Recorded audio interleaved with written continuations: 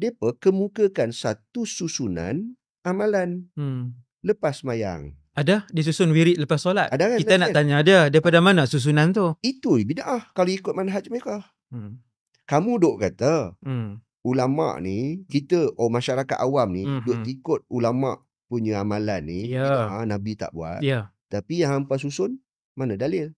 Mana ada lihat susunan tu? Tak ada. Susunan itu adalah sunnah takririah. Jadi kita tak kata depa buat bid'ah syariah, tidak. Kita tak Sebab sebut manhaj begitu. kita jelas. Sebab manhaj kita Jelas. Maknanya susunan Subhanallah. zikir wirid kita Subhanallah. kata hizib. Jadi apabila kita faham Masya Allah, perkara Masya Allah. ini, dan kita boleh takhrijkan setiap amalan. Zikir banyak mana, kenapa, dan ada lagi satu ayat emas saya quote di situ tadi. Yang tu perlu disebarkan juga tu. Penting yang Prof sebut tadi. Prof ada slogan yang Prof sebut tadi ni. Ni Nabi tak buat. Tak boleh buat. Salaf tak buat. Saya nampak slogan tu macam makan diri lah ni. Mula makan diri satu persatu kepada kumpulan tersebut. Dulu dia kata maulid bid'ah. Habis-habisan lawan. Sekarang dia buat zikrul Rasul, Prof. Bulan Rabiul Awal juga. Ya. Ceramah macam kita buat. Dia buat kenduri macam kita buat kenduri untuk orang ramai makan. So, Profesor, kalau sahabat buat sesuatu yang Nabi tak buat dulu, tadi Prof dah hurai, sahabat ni dia tak risau ke untuk dituduh buat bid'ah. Macam mana mereka faham isu ni? Tapi saya rasa tadi Prof dah hurai kat ni. Kalau ada Prof ada penambahan sikit, silakan. Bismillah, alhamdulillah. Allahumma salli ala Muhammad Sallallahu alaihi wasallam. wa ala Muhammad. Jadi kalau kita lihat Ustaz Wadi, contoh mudah lah yang masyhur. Ya. Nikmatul bid'ah hadhi. Ayat siapa tu? Sayyidina Umar. Sayyidina Umar radhiyallahu anhu. Radhiyallahu. Ketika mana Sayyidina Umar sebut nikmatul bid'ah hadhi? Ketika Sayyidina Umar kumpulkan semua para sahabat waktu itu dan juga para tabi'in, duduk dekat masjid. Ya. Lantik seorang imam untuk mengimami solat tarawih. Jadi zaman Nabi SAW, Nabi tak buat. Nabi tak buat. Berjemaah. Jemaah. Jadi sebab Nabi ada 1, 2, 3 malam Nabi berjemaah, Nabi tinggal. Nabi sembahyang sendiri. Sebab Nabi nak isyaratkan benda ni bukan wajib. Tapi maknanya Nabi taklah arahkan suruh sahabat mai kumpul kat Masjid Nabawi, aku jadi imam, hang pampa jadi makmum untuk sembahyang tarawih. Tapi bila Sayyidina Umar buat, macam Ustaz Wadi tanya. Kalau orang zaman sekarang sebut, Sayyidina Umar tak takut buat bid'ah, Nabi tak suruh. Tak orang tuduh buat bid'ah. Jadi Sayyidina Umar ni pandai-pandai. Jadi Sayyidina Umar faham. Maknanya apakah maksud bid'ah yang dilarang oleh Nabi SAW? Ya, bid'ah yang bagaimana? Sebab tu Sayyidina Umar sebut nikmatil bid'ah hadhi. Inilah bid'ah yang paling baik. Maknanya Sayyidina Umar agak bid'ah, tapi golongan belah sana dia duduk pusing balik, dia duduk kata ini bid'ah lughawi, bukan syar'i. Tak kira hampa nak kata apa, ini lughawi ke, syar'i ke apa, tapi Sayyidina Umar sebut perkataan bid'ah itu menunjukkan bahawa mereka faham.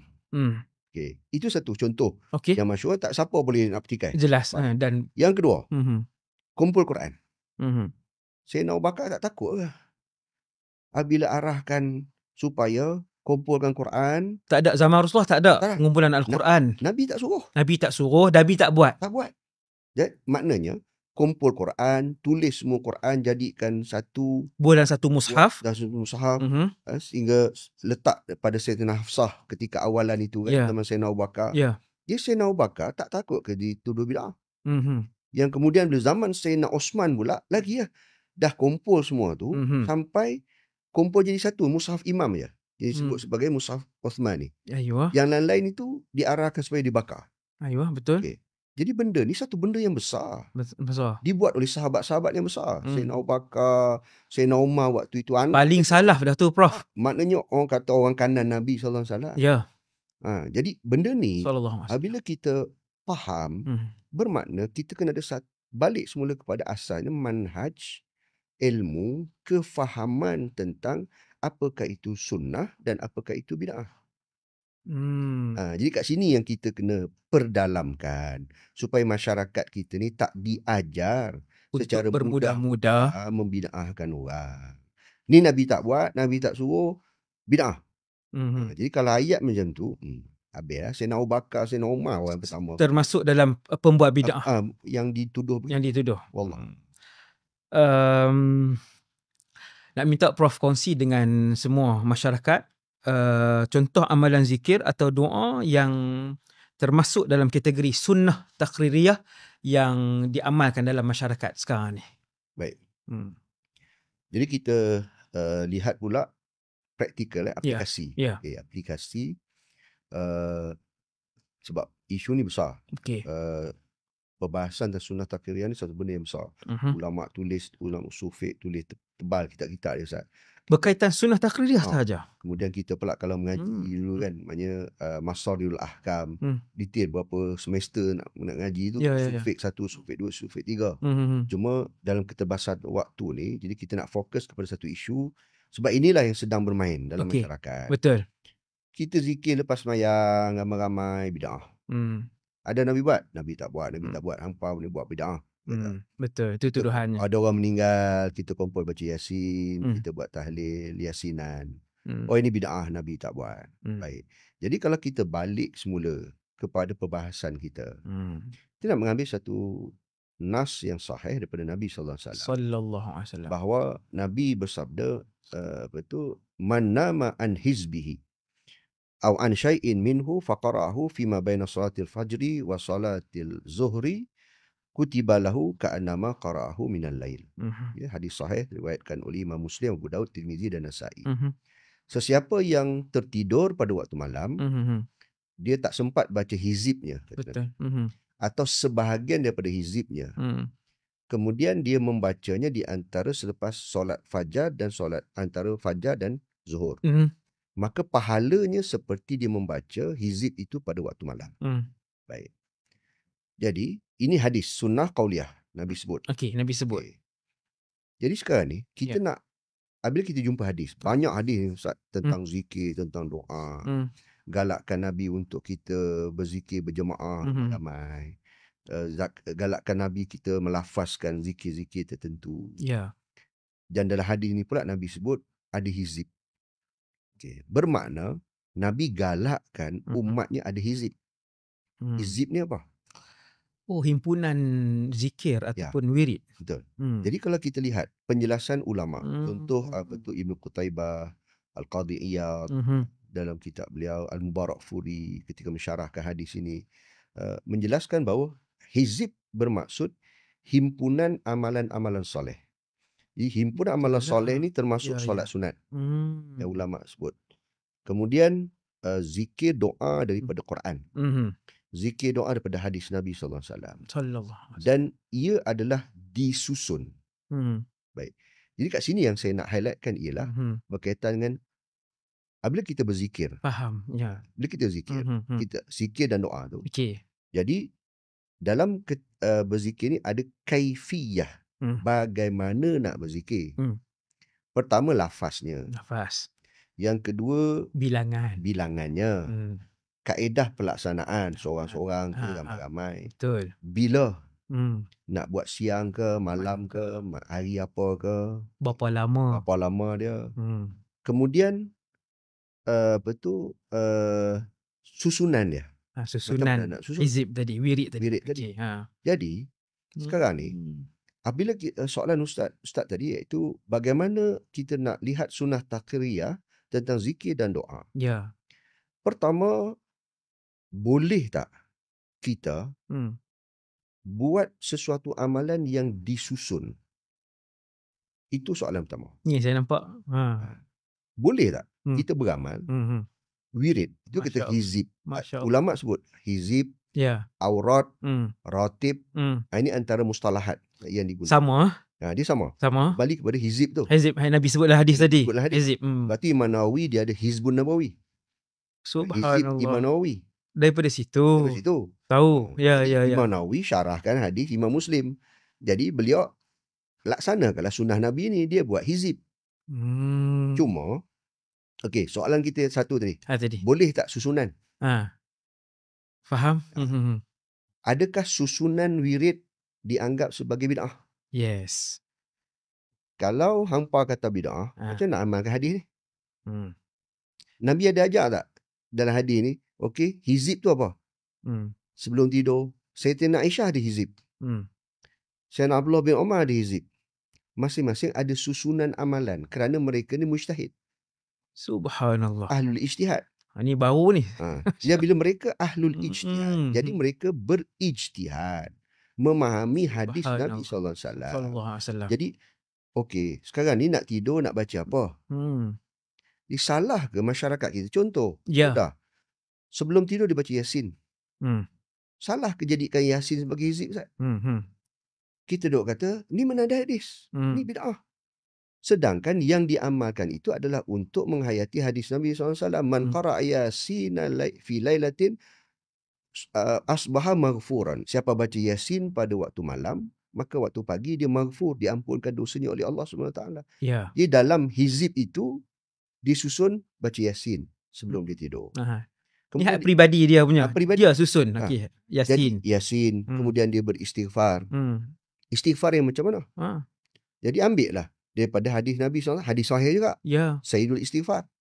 Nabi sebut siapa baca pagi, waktu petang, Allahumma anta rabbi la ilaha anta khalaqtani, sampai habis istighfar, sayyidul istighfar. Jadi dibaca. Sebab nak ambil fadilat yang Nabi sebut, kalau dia baca petang, meninggal malam tu, dia diampunkan dosa oleh Allah. Kalau dia baca pagi, di siang tu meninggal, diampunkan dosa oleh Allah. Susun. Satu. Susunan ini bukan bid'ah. Dia adalah sunnah takririah. Itu kata sunnah takririah.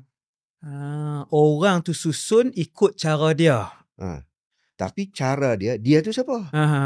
Dia mesti mujtahid. Dia mesti ulama. Okay. Contoh Zat, kita zikir lepas sembahyang. Susunan zikir lepas sembahyang. Macam Ustaz kata, mereka ni yang duk sibuk bid'ah kan. Dulu dia duk kata, kita kat orang masyarakat Melayu kita ni, imam lepas sembahyang solat, lepas bagi salam, dia baca susunan tu lah. Dia istighfar, kemudian dia baca Fatihah, dia baca ayat kursi satu sampai baca doa kan. Itu susunan. Susunan. Itu susunan. Setiap satu tu ada dalil. Betul. Tapi disusun oleh siapa? Ini yang saya bersama Syekh saya, Prof. Dr. Syukri Yoh Abdullah. Mantan Profesor Madya di Akademi Tamadun Alam Melayu UKM. Sekarang ni beliau diuji oleh Allah tengah stage 4. Afahullah, syafahullah. Dia kanser hati. Innalillahi wa inna ilaihi raji'un. Kita doa mudah-mudahan Allah syafahullah wa afah, syafahullah wa afah. Beliau buat kajian. Beliau ni sanad, menjaga sanad Syekh Abdul Rauf Singkil. Sanad yang sahih kepada daripada guru beliau Syekh Abu Dahlan daripada Zawiyah Tanah Abia di Aceh. Jadi beliau sekarang ni pemegang sanad itu. Sanad tu kepada Syekh Abdul Rauf Singkil. Syekh Abdul Singkil ni mufti kerajaan Aceh abad ke-17, meninggal 1693. Masya Allah. Kita rujuk kepada manuskrip yang ditulis oleh Syekh Abdul Rauf Singkil, Umdatul Muhtajin. Dalam Umdatul Muhtajin itu, amalan-amalan yang masyarakat Melayu kita duk buat ni Ustaz. Kita baca lepas sembahyang, kita zikir. Malam Jumaat kita baca Yasin Tahlil. Kita ada kematian, kita baca Yasin Tahlil. Jadi amalan-amalan ini disebut dari beliau belajar daripada guru beliau Syekh Ahmad Kushashi di Madinah Munawwarah. Syekh Ahmad Kushashi ni ulama kurun ke 17. Kurun ke 16-17, lahir 1500. Beliau mengemukakan susunan amalan ni sehingga amalan itu disebut sebagai aurat madaniyah.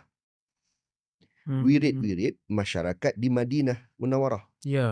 Jadi beliau sebut inilah amalan di Madinatul Rasul sallallahu alaihi wasallam.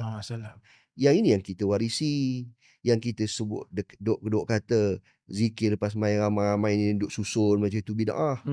Sedangkan dia adalah amalan di Masjid Nabawi pada ketika itu. Ini sebelum berlakulah fitnah tahun 1700 tu, Syekh Wahab tu. Jadi itulah amalannya yang kita warisi. Jadi apabila contohnya zikir lepas sembahyang itu adalah susunan zikir, susunan doa. Jadi susunan itu adalah sunnah. Dalilnya apa? Sunnah takririah. Jadi apabila mereka duk kata yang amalan masyarakat kita ni bid'ah, sebab apa Nabi tak buat.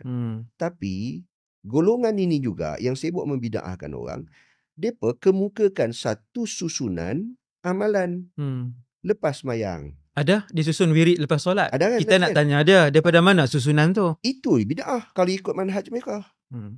Kamu duk kata ulama ni, kita masyarakat awam ni duk ikut ulama punya amalan ni, bid'ah, Nabi tak buat. Tapi yang hampa susun, mana dalil? Mana dalil susunan tu? Tak ada. Susunan itu adalah sunnah takririyah. Jadi kita tak kata mereka buat bid'ah sayi'ah, tidak. Kita tak sebut begitu. Kita jelas. Sebab manhaj kita jelas. Maknanya susunan zikir wirid kita kata hizib.